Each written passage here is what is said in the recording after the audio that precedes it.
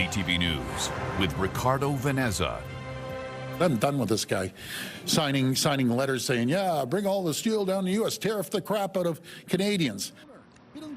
Premier Doug Ford took direct aim at a steel company executive for his pro-Trump stance as he announced new tariff support today. Good evening. The province is rolling out more of its strategy to protect Ontario from the impacts of trade tensions with the United States as the Trump administration puts up import taxes on Canadian exports.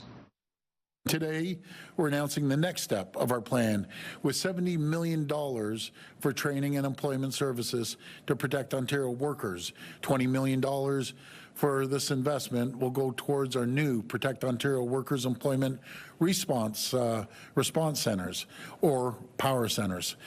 These centers will provide workers with immediate access to training and employment services, and we're doing this proactively so these centers are ready to go when workers need them.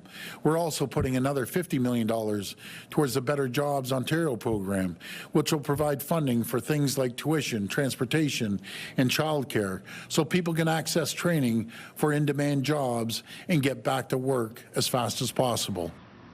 Now, that announcement follows a move last week by the province offering up to $1 billion in emergency financing to eligible Ontario businesses hit hard by U.S. tariffs.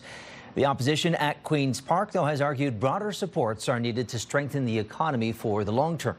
As CTV's Abigail Beeman reports, the Premier's frustration with Ontario's steel industry today was on full display in Hamilton.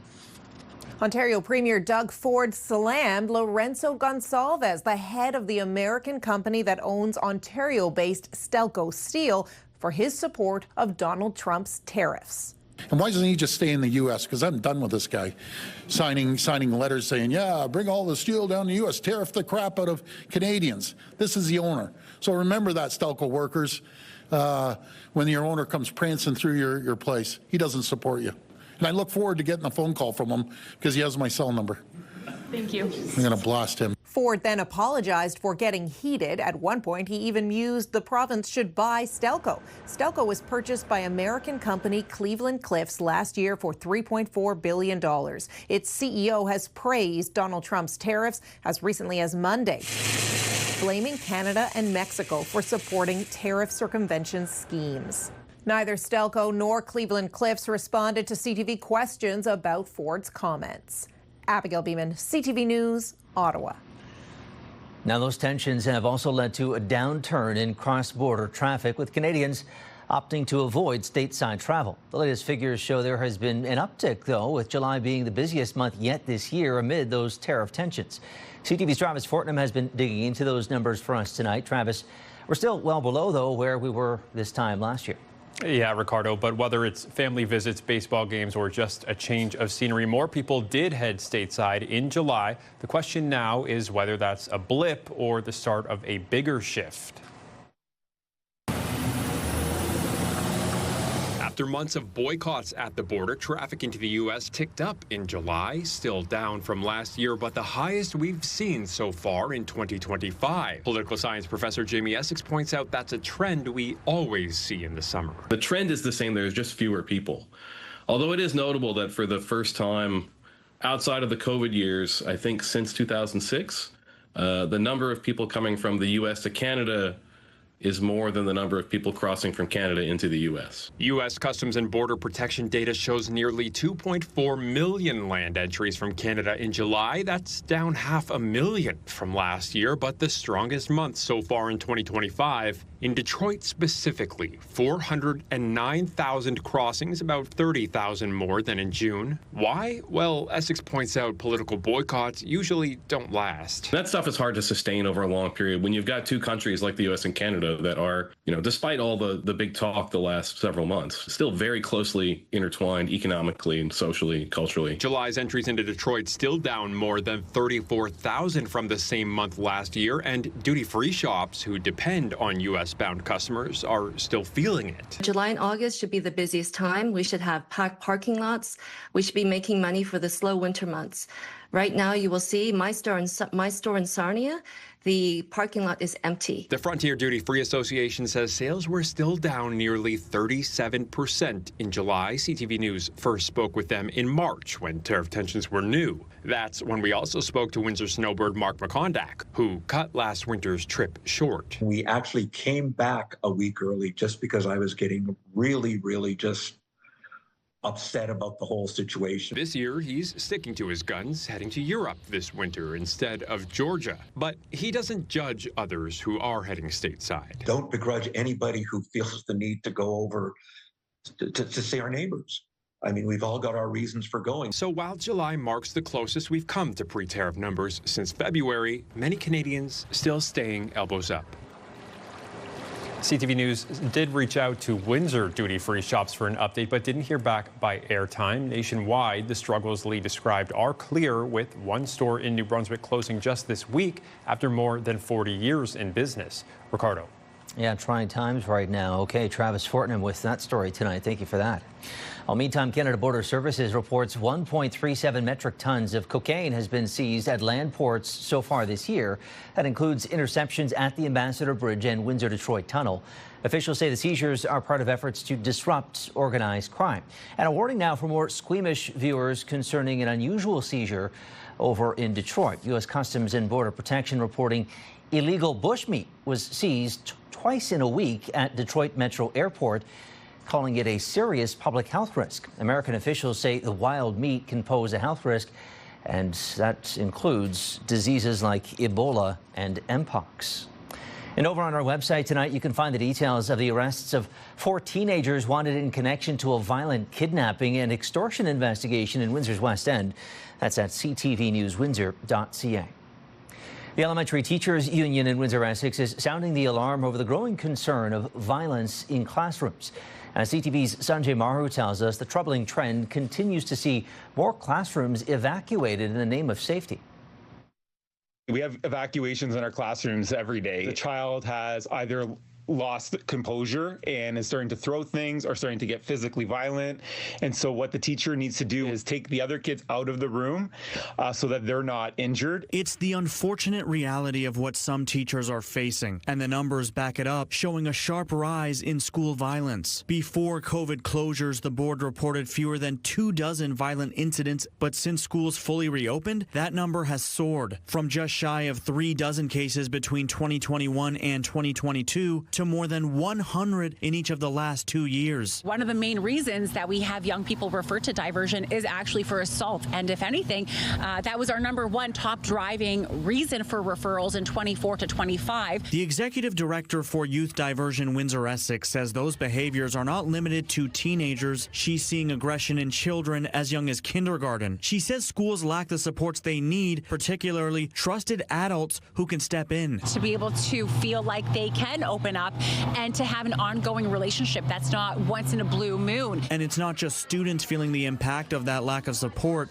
teachers are as well. Sometimes they are hit. Sometimes they get things thrown at them. We have definitely seen WSIB claims increasing. Sick leave has increased. The Greater Essex County District School Board tells CTV News staff receive annual training on workplace violence, incident reporting, and behavior management. But the union representing elementary school teachers in Windsor, Essex argues training alone does not address the reality inside classrooms. For whatever reason, we are seeing more needs with children when they're coming to school. We have not seen this before. We need to reduce the class size as a result, because class sizes from 20 years ago, the composition of those classes, so 30 kids 20 years ago versus 30 kids now, completely different needs. And the public school board here in Windsor, Essex adds violent incident reports can vary significantly in terms of severity. They may include a student throwing a block at someone to a student issuing verbal or physical threats.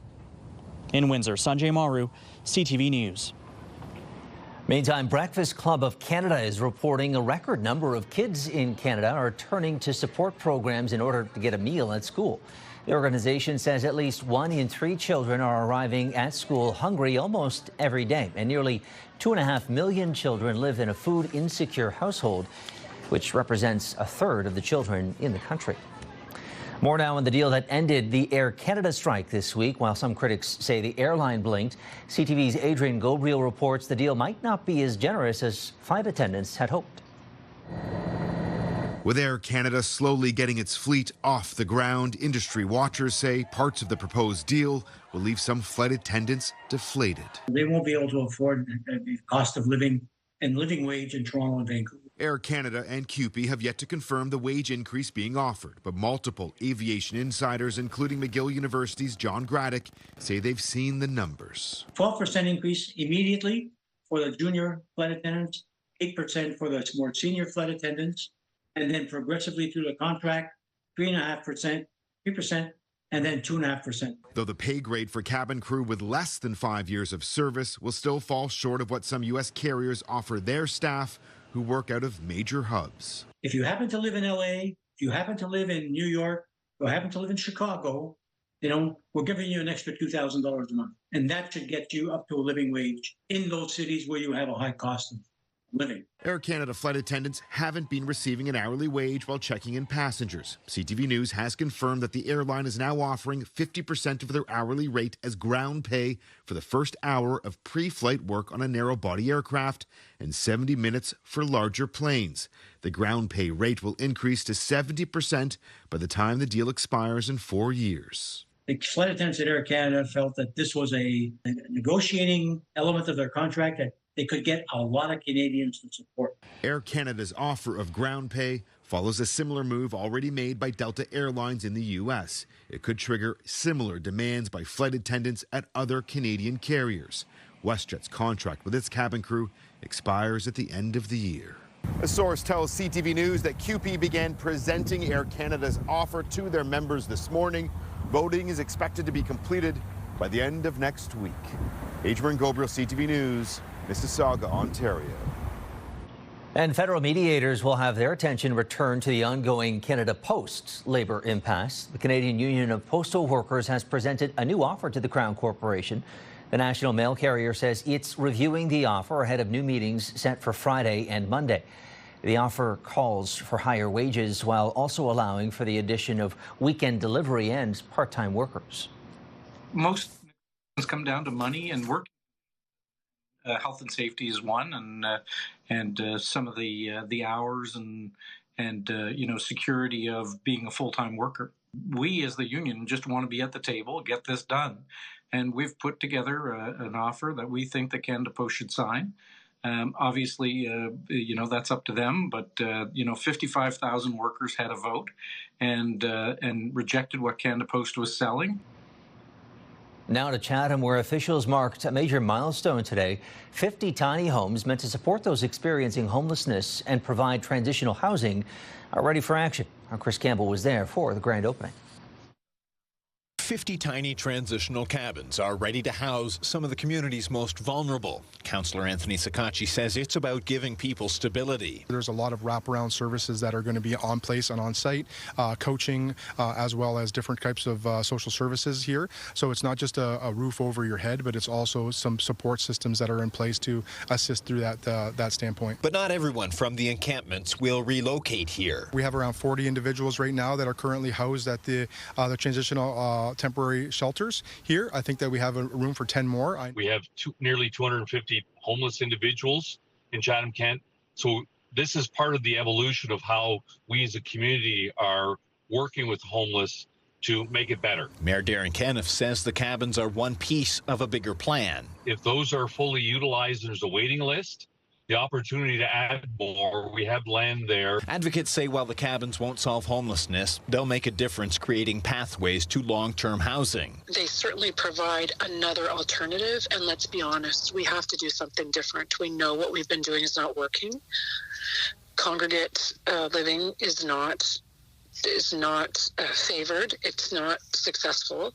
And so this is just another option. And the concept is already sparking interest elsewhere. Windsor City Councillor Ronaldo Agostino says he plans to explore tiny cabins as an option in Windsor. Certainly anything that we can do to create more supports for people that need them, I'm all for it. I'm excited to see. For those moving in like Patrick, who wish to remain off camera, it's a first step towards stability. We got curtains up and outlets, got a microwave and a fridge, bed to sleep on, roof over your head. So it's definitely better than sleeping under the bridge. In Chatham, Chris Campbell, CTV News. Okay, after the break, CTV meteorologist Julie Atchison joins us to tell us when we'll see the sun again. And it is going down, it's not going up.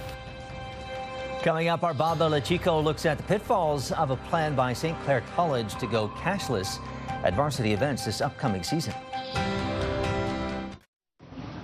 CTV meteorologist Julie Atchison joining us now for a check of the forecast. Julie, cloudy, overcast. Hopefully things are in for a change. Yeah, we are expecting high pressure to build in, but it will take a bit of time tomorrow to scour out that low-level moisture. As the area of high pressure builds in by the afternoon, we should start to see some nice big breaks in the cloud cover. Today on the cooler side, but still dealing with some higher humidity. We hit a high of 23 and a low of 19. Tonight in Essex County, dipping down between 15 and 16 degrees. It's still a fairly solid deck of cloud cover in place, although our weather system has moved out. It's been wrapping back this cloud cover toward the Great Lakes, and you can really see that circulation moving through. Now there is high pressure off to the northwest that will start to build in, but this moisture just wants to hang around. So heading into tomorrow morning, we'll hold on to a bit of cloud cover, but the area of high pressure will take hold by Thursday evening, and that will clear us out. Things looking good for Friday. So as we take a look at the next 24-hour model, you can see Hurricane Erin really packing a punch along coastal areas, but the main outer bands hitting the coast but staying offshore. So that's good news with the hurricane. Our area of high pressure, as I mentioned, for Friday will be in place. And then as we head into Saturday, I'm tracking a cold front. Let's take a quick look at this hurricane. It could become a Cat 3 as we head into the overnight, and then downgrading it to a Cat 1 as we head through the weekend, staying well off the coast of the Maritimes. But areas like Nova Scotia and along those Atlantic-facing coastal areas will see some very strong gusty winds and some extremely high surf. In Essex County tomorrow, we'll start the day with cloud cover and about 16 degrees in the morning. Sunny breaks heading into the afternoon, and the high coming in at 26. That's not too bad. Feeling like the low at 30s. By Friday, we're wall-to-wall sunshine and 28. Saturday, mainly cloudy and 26. As we head into Sunday, cloudy with some breaks.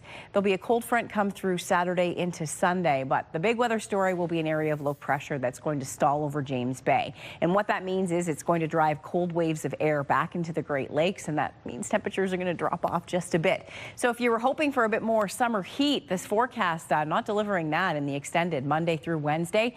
Daytime highs 21 to 22 degrees. So a bit of a cool down as we wrap up the month of August, with overnight lows as well dropping off. So some cloud cover tomorrow morning, some breaks of sunshine in the afternoon, and we're full sunshine for your Friday. Ricardo, back to you.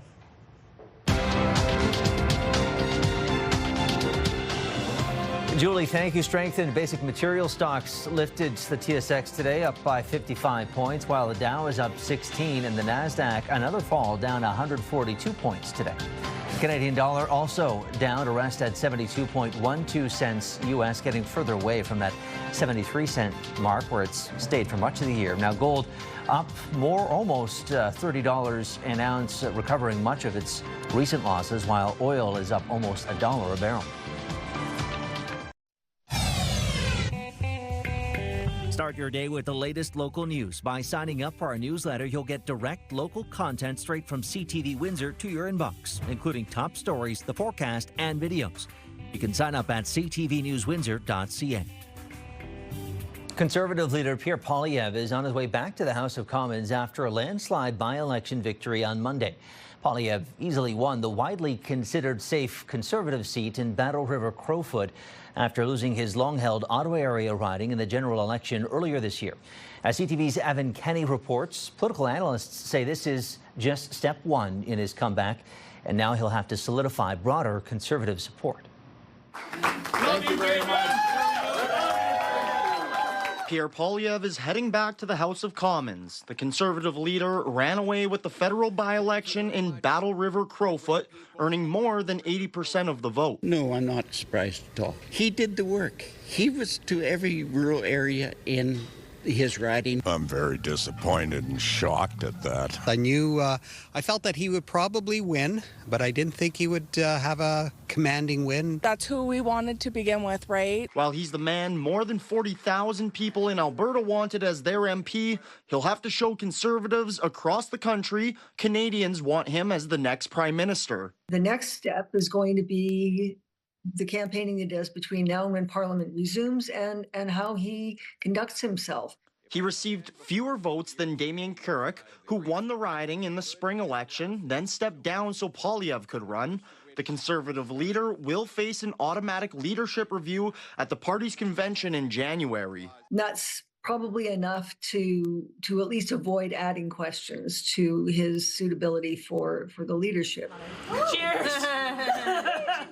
Independent candidate Bonnie Critchley is toasting to her efforts. She finished second, earning 10% of the vote. My entire purpose when I started to right now has been to tell Monsieur Poilievre that he is not allowed to just walk in and use us as a tool and then disappear back to Ottawa. Critchley wants to see Poilievre back in Battle River Crowfoot when he's not campaigning and bringing the riding's concerns to Ottawa.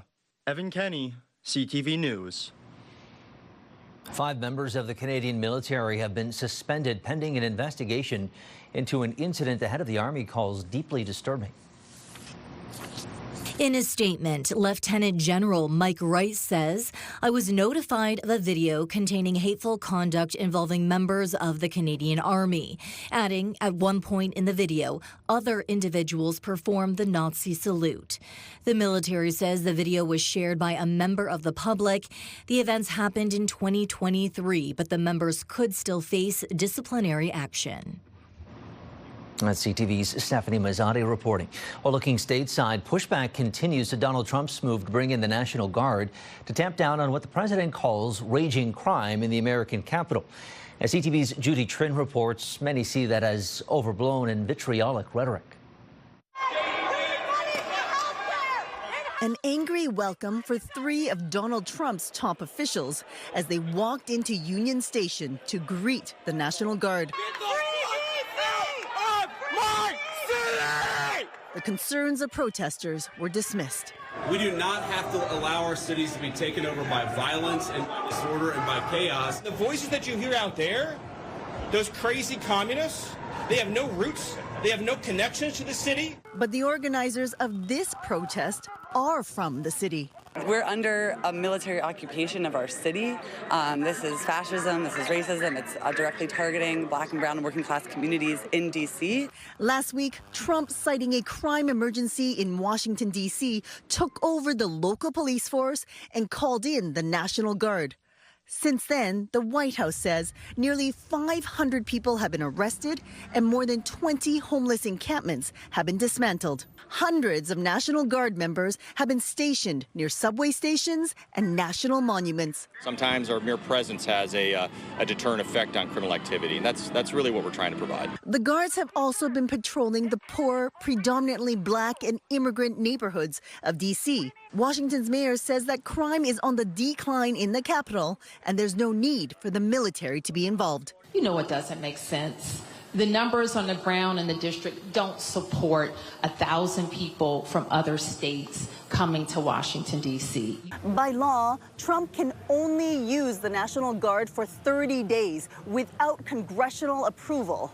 But the president has already said he wants an extension to his emergency order. Judy Trin, CTV News, Washington, D.C. Discussion here at Windsor City Hall. Windsor's top stories. A major project is about to get underway. Breaking news alerts. Severe weather is a possibility. And watch live. Good evening, and thank you for joining us. Download the CTV News app.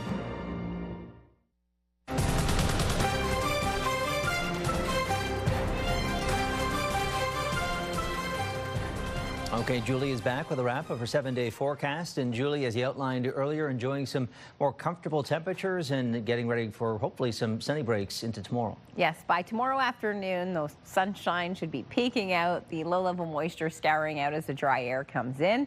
Friday, full sunshine and 28 degrees, and then 26 on Saturday. The cold front coming through over the weekend, low pressure stalling to the north, generating some cool air across the lower Great Lakes. That'll lead to a bit of cloud cover, and you can see the 30% 50% right across Sunday, Monday, Tuesday. So that just means lots of instability as that cold air comes in and comes over Lake Michigan and Lake St. Clair and all the areas that generates a bit of cloud cover. So we'll be watching that as we head into early next week. Overnight lows from 12 to 14 degrees, so cooling off Monday through Wednesday, and lots of people will be singing the weather praises, I'm sure, after a nice break from the heat and humidity. Ricardo, back to you. Okay, Julie, I'll be getting in on that course as well. Looks like a great stretch of weather there. Well, finally for us tonight, we have reaction to a plan by St. Clair College Athletics to go cashless at sporting events this season. Our Bob Lachico takes a look at the advantages and pitfalls of sidelining cash. So, what do you use, cash or card? Card. Card. Card. Both. I like both. St. Clair College Athletics is going cashless for their varsity games this season. Each year, the amount of cash that we see coming in at at our different events, at our different venues is changing all the time, and it is going down. It's not going up. Reed Innes, Director of Recreational Services, says taking cash out of the mix is safer for students that staff events and helps prevent lineups. It's not a viable option for me. For me, cash is king. Justin Artal understands a cashless society is on the horizon, but adapting to an abrupt change is not viable for him right now. I cannot move as quickly as the other people. So as you move to make this regulatory, you're going to leave your most vulnerable a little bit behind in the dust. This is not meant to be a barrier to anyone attending our games, coming on campus. We want to continue to have the community here as much as possible, obviously. According to the Government of Canada, retailers have the discretion to determine what payment methods they will accept for transaction.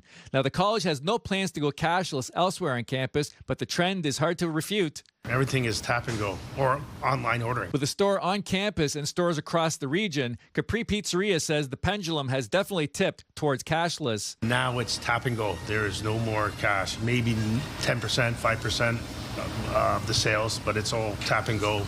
No, the young generation, there's nobody walking around with cash anymore. Myself, I carry my phone and a bunch of cards in the back, no cash.